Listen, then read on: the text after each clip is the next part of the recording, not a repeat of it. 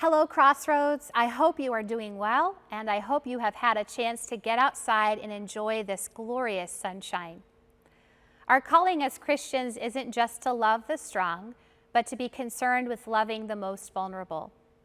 And at this time, right now, we live in tension. On the one hand, we want to be together as soon as we can for how good it is when we dwell together. And on the other hand, we're seeking to love our neighbor as we love ourselves. Throughout this entire pandemic, the command to love our neighbor as we love ourselves has guided me and our session.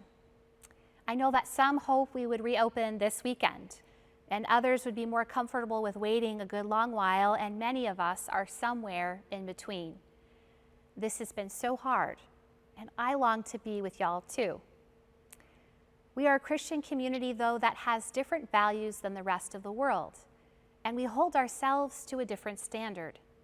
Given the ethic of love and the guidance from public health officials and our Presbytery of Milwaukee, the session has been discerning, praying, wrestling with what it means to meet in person again on our church campus.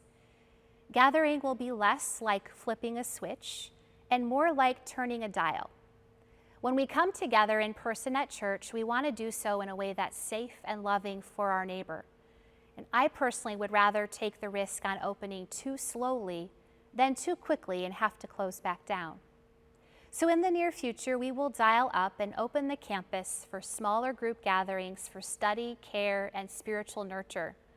This will involve new scheduling protocols through the church office and some training of leaders to help ensure we maintain as safe an environment as possible for everyone on our church campus.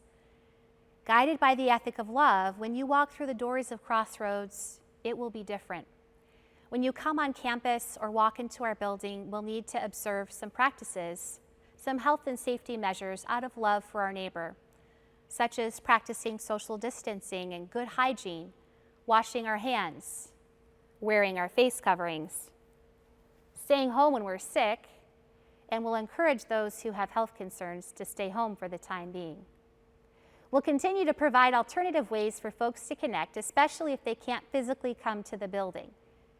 But for the time being, we won't gather and worship. We'll do so virtually until we can do so with fewer restrictions and in order to maintain unity.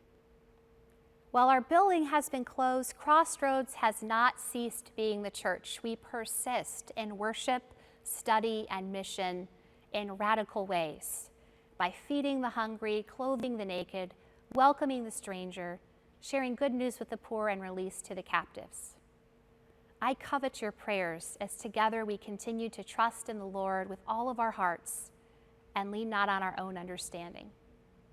If you have questions or comments, please do not hesitate to reach out to me or any of our elders.